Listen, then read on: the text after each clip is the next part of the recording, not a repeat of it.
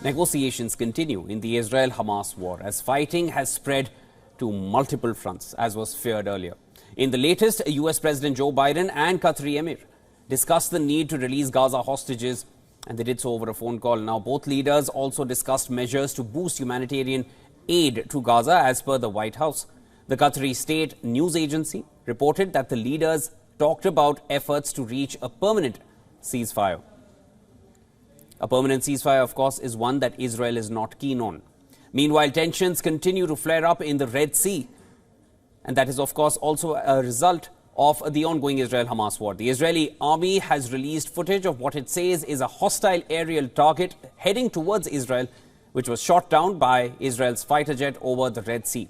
Israeli Defense Minister Yoav Gallant said that his country is in a multi-front war now and are coming under attacks from 7 different theaters.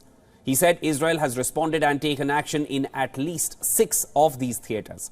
US has also shot down multiple drones and missiles after Houthis claimed an attack on yet another ship in the Red Sea. Deadly US strikes also hit Iraq. Strikes targeted pro-Iranian forces in the country. Iraqi government says 1 member of its security forces was killed and 18 were injured.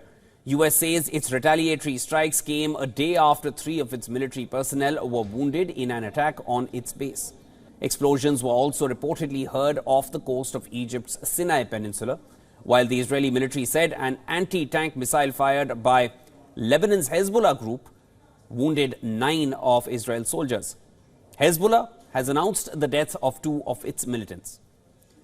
The militant group has released a video showing it targeting Israeli soldiers in the farms of the Doviv settlement on the Lebanese-Israeli border.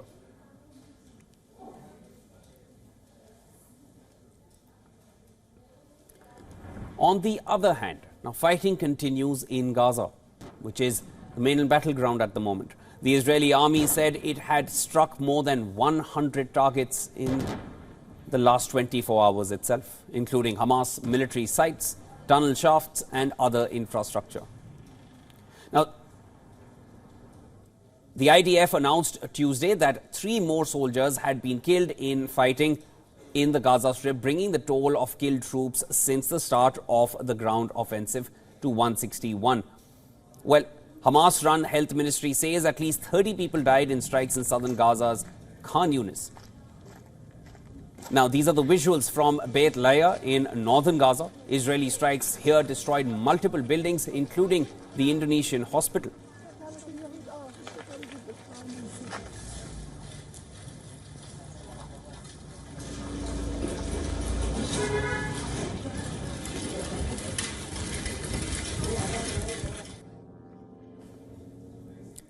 Now what you're seeing on your screens is an Israeli army video showing Israel's forces entering camps in the center of the Gaza Strip.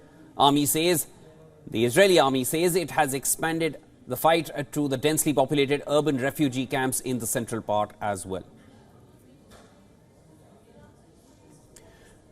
Now, Hamas has also released footage showing the group's military wing targeting Israeli military vehicles in northern Gaza.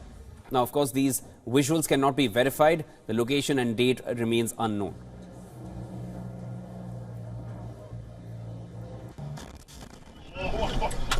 Then there was also drone footage which showed a mass burial of Palestinians in Rafah in southern Gaza. In the footage, volunteers were seen moving and placing the bodies inside mass graves.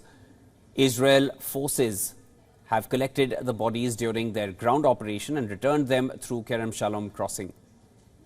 Meanwhile, the United Nations has named the outgoing Dutch finance minister Sigrid Kaag as its humanitarian coordinator for Gaza. This follows last week's watered-down Security Council resolution which called for aid to be delivered to the coastal territory at scale.